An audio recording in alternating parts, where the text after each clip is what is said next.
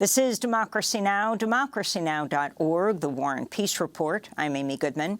On Tuesday, former President Donald Trump is expected to be arraigned in New York on undisclosed charges related to paying hush money to adult film star Stormy Daniels during the 2016 presidential campaign, just before Election Day. Trump will become the first former U.S. president to ever be charged with a crime. He's reportedly facing about 30 criminal counts related to business fraud, but Manhattan District Attorney Alvin Bragg has yet to release the exact charges. The charges reportedly include at least one felony. Many expect many more. Trump's indictment comes as he is campaigning again for the 2024 presidential race. He has reportedly raised over $4 million in campaign donations since the indictment was announced. It was reported that he raised $4 million in the first 24 hours and then another at least $1 million since. On Friday, Trump decried the indictment as a, quote, witch hunt and attacked Judge Juan Merchan, claiming that he, quote, hates me. Merchan had previously presided over the trials of the Trump Organization and CFO Allen Weisselberg, who remains in prison today.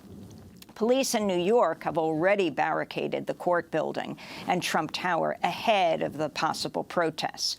Republican Congressmember Marjorie Taylor Greene has said she's heading to New York to take part in protests against Trump's arrest. He will fly into New York today.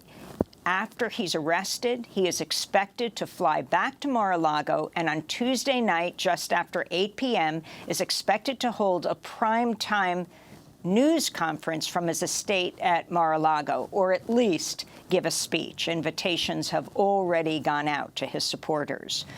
We are joined now by Elie Mystal, the nation's justice correspondent, author of Allow Me to Retort, A Black Guy's Guide to the Constitution. Elie's recent articles include, Donald Trump has been indicted. Don't get your hopes up. Elie, why not?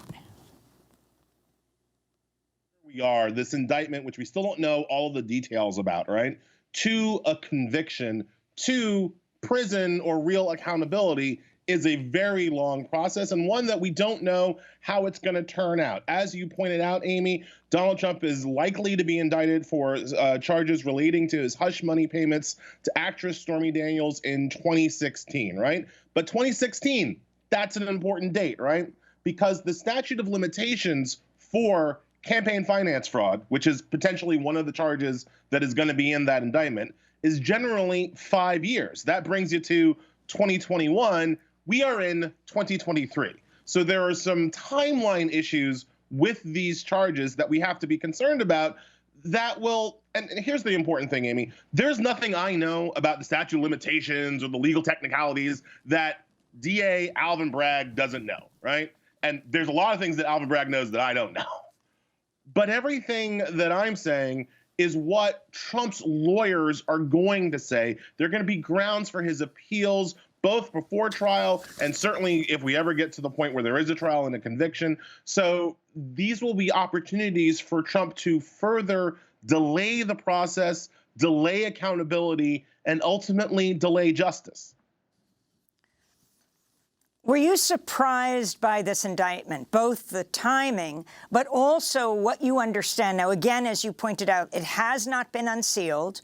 It could be unsealed at any point through to tomorrow when he's arraigned, when it's expected to be unsealed. Was I surprised by? I mean, I'm surprised this didn't happen in 2021. That Donald Trump allegedly committed these crimes, it's basically a matter of public record, right? We know that he paid the hush money to Daniels. We know that he lied about it in public. It's easy to infer that he lied about it on his business records based on the testimony of his former lawyer, Michael Cohen. So all of these charges, all of these allegations have been a matter of public record for some time now, and I have yet to hear a credible explanation for why the Southern District of New York did not bring, that's the federal law enforcement body in Manhattan for why SDNY did not bring these charges in 2021 when Bill Barr, we assume, did not allow charges to happen under his watch. But once Merrick Garland took over, why weren't these charges brought in 2021? And we don't have a good explanation for why former Manhattan DA Cyrus Vance didn't bring these charges in 2021 when the statute of limitations certainly hadn't run out yet. So the surprise is the timing of the charges, literally, not the charges themselves. These are things that many of us have already kind of baked in that Donald Trump did the deed. The question is, why wasn't he held accountable for that earlier when it might have been easier to do so? This is one of Donald Trump's lawyers, Joe Takapinas, speaking on ABC's This Week with George Stephanopoulos.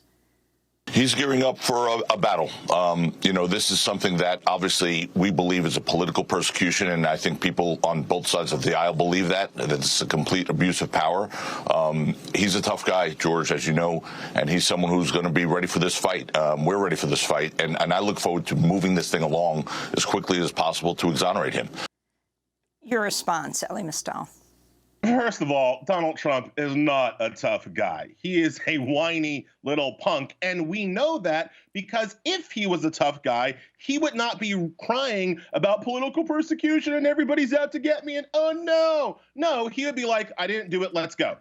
That's what a tough guy would do in this situation. He's got credible legal arguments. He would make those legal arguments and have his day in court. Instead, he's like, the judge is mad at me and I can't get a fit. That's not tough. All right. So that's number one. Number two, the thing that these people on the right keep pushing, this idea of like, if they can go after Donald Trump, they can go after you too. Yes. Yes. If you pay hush money to an actress to cover up an affair and then lie about it on your taxes, they can, in fact, go after you too. And in fact, they would have gone after you if you were a regular person. In fact, the only reason why they haven't gone after Trump to this point is political, right? The idea that he's being prosecuted now, that he's being indicted now because he's the president, no. He hasn't been indicted already because of his political stature and his political power. And now that, at least in New York, that's coming back around on him. And hopefully this is only the first of many indictments that Trump will be seeing over the course of 2023. Let's talk about his attacks. I want to get to the judge, but first, Alvin Bragg, that picture that Donald Trump tweeted of himself holding a baseball bat, and a picture of Alvin Bragg, the first African-American district attorney. Look, Donald Trump always has smoke for people of color and for women who try to hold him accountable. We know the play. Everybody knows the play, okay? Everybody knows that he is going to try to dirty the waters, to try to chum the waters with this racially aggressive stuff, right? We know that that works for the exact same people, the exact same marks and dupes that gave this rich man $4 million of their money over the last week are the same people that go in for this kind of racialized tension that Donald Trump creates. So we know the play. I don't think that play, that old play, that play that goes back to 1850, I don't think that's going to work particularly well in this case. I don't think it's going to matter very much in this case. Alvin Bragg is going to keep doing what he's doing. We've already seen how he's responded to the ridiculous requests for testimony from Jim Jordan and the MAGA Congress. We've already seen how Bragg's responded to that. I think he will keep on his path. I think Wait, Elie, talk about that. For people who aren't following this closely and the significance of the legislative branch of Congress, of the Congress member Jim Jordan, calling for Alvin Bragg to testify before his committee. Yeah, so I mean, let's go back to the Constitution, which explains that we have a separation of powers in this country. Congress is the legislative branch. At the federal level, Alvin Bragg is a local law enforcement figure.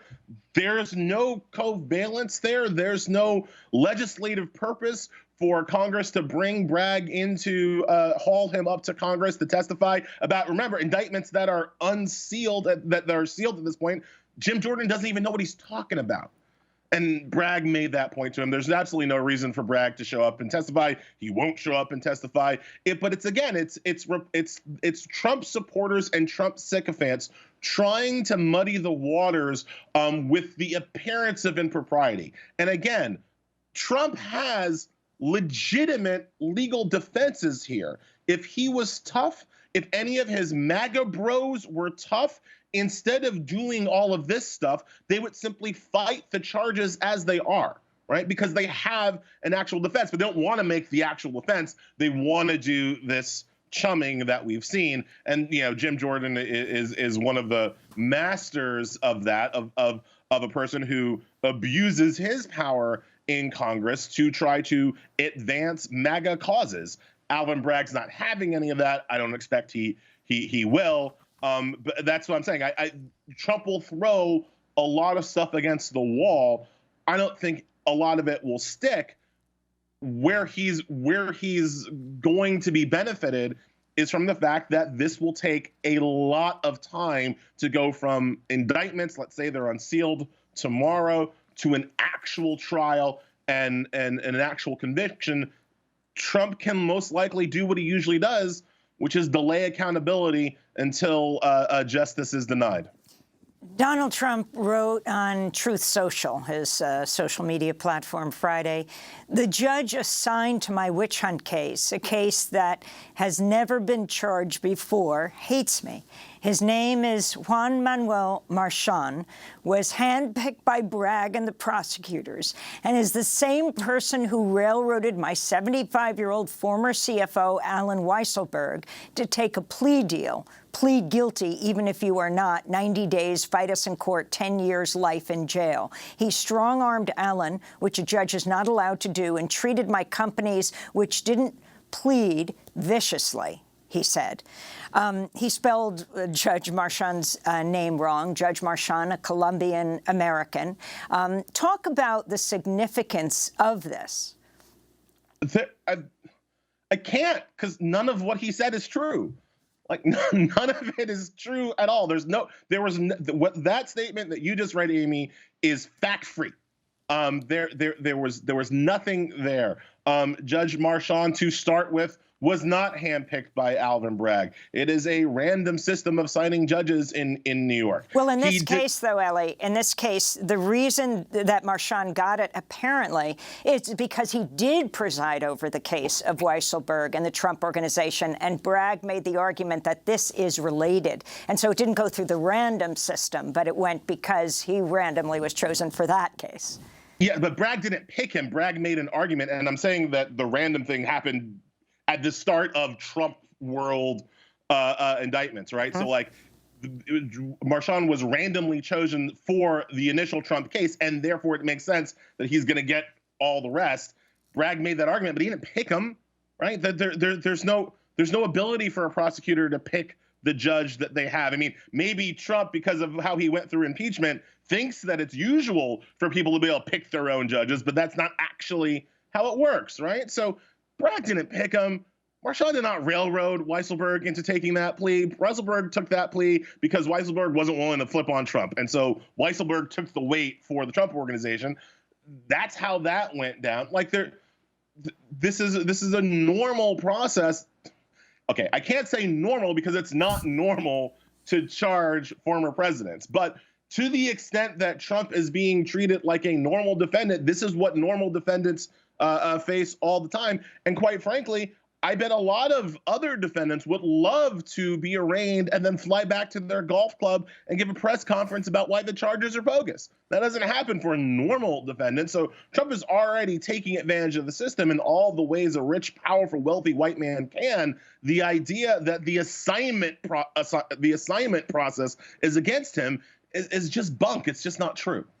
I mean, it's very interesting, the attack on Juan Merchan, because it reminds you of the attack on another judge, on Judge Curiel. This was when President Trump was running for president the first time, and Trump University was being charged with fraud. And Judge Curiel, Judge Gonzalo Curiel, was the judge overseeing that case against Trump University in San Diego. Trump began calling him a hater who was being unfair to him because the judge is, quote, Hispanic, because he's Mexican, and because Trump was building a wall. He put that all together. Again, that works for his base, right? That kind of attack works for the people who are already on his side, which is why I disagree with a lot of the coverage that's coming from mainly mainstream media, mainly corporate media, mainly both sides media, that, oh, charging the president will rip the country apart. No, it won't. It won't rip the country apart. Trump has his base of crazy people, and they will continue to support him, and they will continue to believe the things that come out of Trump's mouth. The rest of us won't. That is already baked in to the system. So the idea that actually holding Trump accountable somehow further divides the country, are you kidding me? We cannot be more divided than we already are, where we have 30, 35, perhaps 40% of people actually believing this man, and the rest of us believing in, like, facts and truth and physics. And Elie Mystal, the call of a number of news organizations, from The Intercept to CNN, for Judge Merchan to allow cameras in this trial, that it is of serious public interest and the public is extremely interested. Your thoughts? I always believe that we should have cameras in the courtroom. Courts should be, justice is best done transparently. Courts are houses of the public. I always think there should be cameras in the courtroom. I understand why some judges don't want them to be. I think they always fear of the way that the media circus can be created from these trials. And again, legal arguments are not. It's not like Law and Order, right? Like they're dry and technical, and sometimes people who aren't knowledgeable about them kind of can get the wrong impression and take the wrong things. Take the wrong lessons from them. That's why judges resist having cameras in the courtroom. But that's an argument. It's not a dispositive one. It's not a great one, basically. And I think in this case, as in every case, there should be cameras allowed in the courtroom. But it ain't my courtroom, so we'll have to see.